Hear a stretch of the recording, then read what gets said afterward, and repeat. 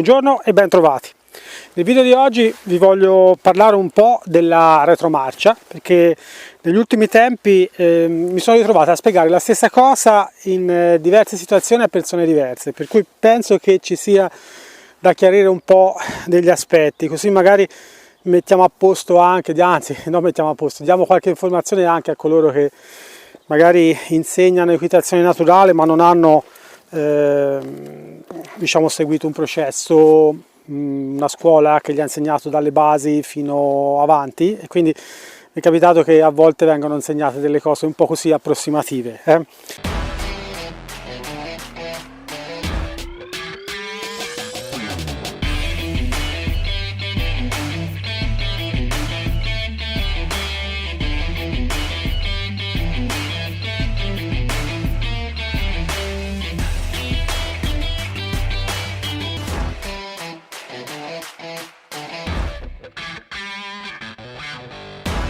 Allora, la questione riguarda come mandare indietro il cavallo una volta che lui ha imparato ad andare indietro. Cosa vuol dire?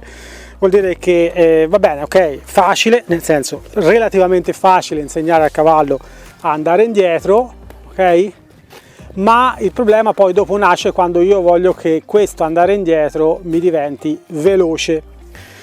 Ok, si tratta poi di alzare le fasi, magari di ho visto anche che ci sono persone che cominciano a fare delle cose veramente importanti nel senso che mettono delle pressioni anche fuori luogo, e tutto questo però danneggia il rapporto che abbiamo col cavallo e a volte non mette il cavallo in condizioni di eseguire bene l'esercizio. Il motivo qual è? Perché se io vado a mettere tanta pressione per mandare indietro il cavallo più velocemente, è chiaro che quando io mando indietro il cavallo, se voglio che lui vada più velocemente e lui non sa ancora bene, bisogna che torni indietro, ok? Devo ritornare alle basi. Ma fondamentalmente quello che vi volevo far capire è che se io metto tanta pressione, Eros, stai dritto, se io metto tanta pressione sotto, ora io non lo metto perché non se lo merita lui di mettere tanta pressione, però per farvi capire, se io metto tanta pressione quando sono in quella posizione lì, lui alza la testa perché chiaramente vado a mettere pressione con la corda, per esempio, ok? E con la corda il cavallo tende a alzare la testa. Perché? Perché è qualcosa che gli dà noia in zona 1. Zona 1 sarebbe lì, davanti al naso, dove c'è le narici, questa sarebbe zona 1, da dove finisce la capezza fino al davanti, questa è zona 1. Se io uso molto la corda, quindi faccio dei belli snap, così, ok?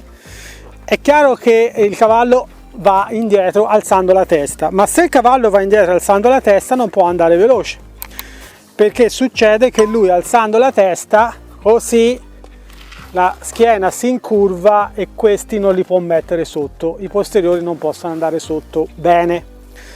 Quindi chiaramente cosa ottengo? Ottengo che magari mi fa un passo o due veloci, poi si ferma. Ma questo serve? Può servire in certe situazioni, quando ho un cavallo veramente pigro, che comunque tende a non, diciamo, collaborare, soprattutto sulla retromarcia, perché ricordiamoci che la retromarcia è difficile per il cavallo da fare, è qualcosa che non sta nelle sue corde. Il cavallo, per come è costruito, se andate a vedere un po' lo scheletro e studiate un po' di biomeccanica, vedrete che il cavallo è costruito per andare in avanti, non per andare indietro. Quindi andare indietro è qualcosa che noi dobbiamo insegnarglielo perché lo rende più atletico, ma non è qualcosa che con uno schiocco di dita lo imparano, cioè non è qualcosa che una volta che gli ho detto quale comando associare all'andare indietro glielo posso chiedere veloce. Ora ci arriviamo, andiamo un passo indietro. Se io metto tanta pressione davanti, il cavallo alza la testa e non ce la fa a andare indietro veloce, perché chiaramente si blocca. Può essere d'aiuto questo? Sì, può essere d'aiuto nei casi in cui il cavallo è particolarmente pigro, nei casi in cui il cavallo è magari anche parecchio dominante. Posso eventualmente fare una progressione, fase 1, 2, 3, 4, e 4 è la minima energia purché efficace, quindi potrebbe essere anche qualcosa di importante, no? Magari uso una bandierina davanti, uso qualcosa, ma fondamentalmente devo cercare di non usare la corda per il motivo che vi ho detto prima, che alzando la testa gli impedisco di poter andare indietro velocemente e bene, perché io devo ottenere tutte e due le cose. Quindi come faccio a aiutare il mio cavallo a andare indietro velocemente bene? Invece di usare la corda è bene usare lo stick, cioè se io devo andare in fase 4 con la corda è bene che non ci vada. È meglio, soprattutto se sto lavorando in una situazione in cui il cavallo già conosce il mio linguaggio del corpo, quindi già conosce che io posso mandarlo indietro con lo stick oltre che con la corda, ecco che invece di andare a mettere pressione usando la corda in fase 4, posso mandarlo indietro andando a toccarlo qui sotto, ok? Perché? Perché ottengo che diciamo è meno facile che il cavallo alzi la testa. Quello deve fare il cavallo quando va indietro, deve metterla giù la testa, o almeno non giù che struscia in terra, ma deve essere un po' sotto il garrese, perché quella è la posizione ideale per poter mettere sotto i posteriori, vieni bimbo, e inarcare la schiena. Vieni, non ti preoccupare. Ok? Quindi uso il mio linguaggio del corpo. Se dopo lui non va indietro, invece di usare la corda, posso usare lo stick e chiedergli di andare indietro più velocemente. Perché ho detto prima dobbiamo prepararlo a fare la retromarcia veloce?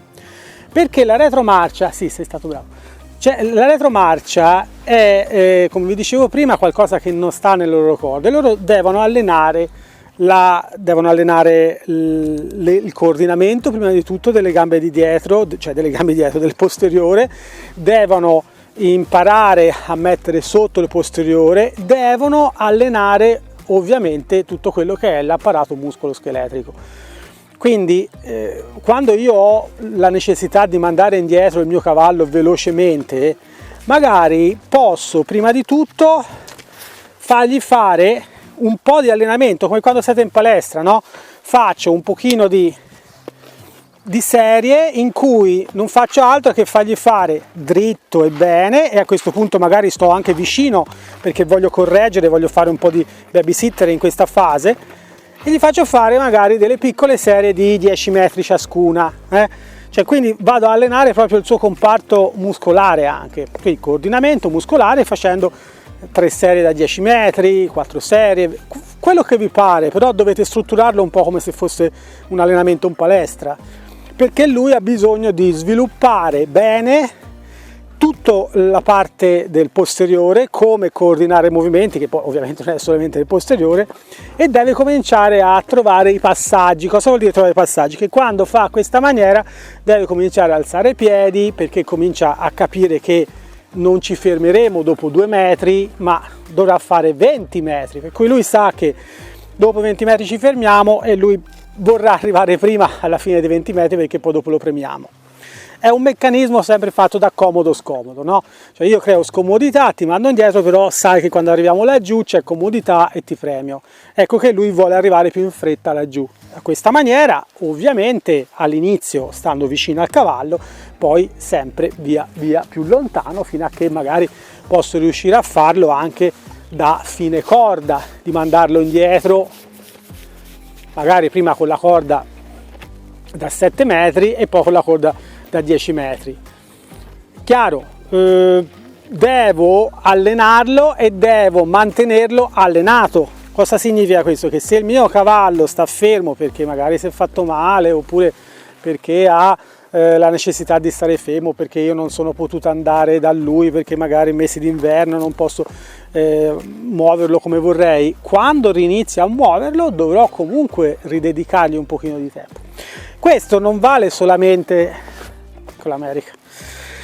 Questo non vale solamente per la retromarcia, ma vale anche per i passi laterali. Ricordatevi, sicuramente se qualcuno di voi ha visto qualche lezione di pet su qualche DVD, su qualche video di persona, comunque lui lo ripete spesso, dice sempre: più il cavallo va bene indietro e lateralmente, e più riesce a fare bene qualsiasi altra cosa. proprio perché anche i passi laterali sono una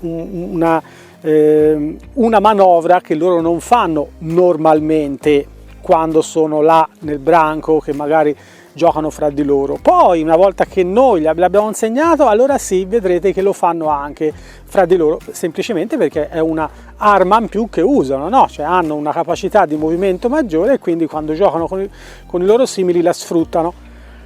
È chiaro, lo stesso vale anche per i passi laterali, quindi io devo spostare il cavallo magari anche lì facendo delle serie di 10 metri piano, poi più veloce, poi più veloce, poi più veloce, fino a che poi dopo arriverò a avere dei passaggi belli, uniformi, coordinati, e quindi avrò il cavallo che va meglio, molto meglio, anche poi quando glielo chiederò da sella, perché poi dopo è tutto costruito lì.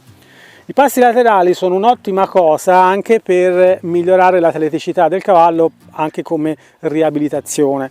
Una delle cose che fa la retromarcia, soprattutto se fatta in salita ad esempio, è quella di migliorare l'addome, ok? Perché lavora molto sulle addominali, oltre che a strecciare, se la testa viene messa bene, oltre che a strecciare i lunghi dorsali. Ovviamente se la testa viene messa bene, se la testa viene messa qua no, ok? Si crea l'opposto.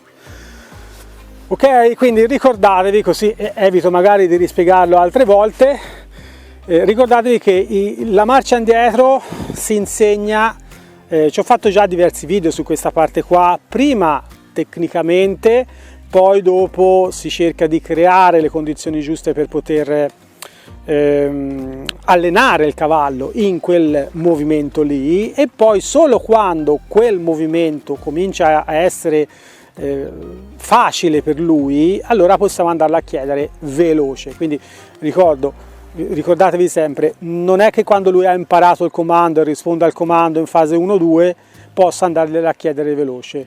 Devo prima di tutto assicurarmi che lui sia in grado di farlo in fase 1-2 anche per 10 metri, anche per 15 metri. Ok? Eros sta cercando un posto dove rotolarsi. Il video finisce qui, se avete dei commenti o delle domande scrivetele nei commenti e noi ci vediamo alla prossima volta. Wish I could say I was finally over you, but that's not the truth. Everyone always keep falling in love again.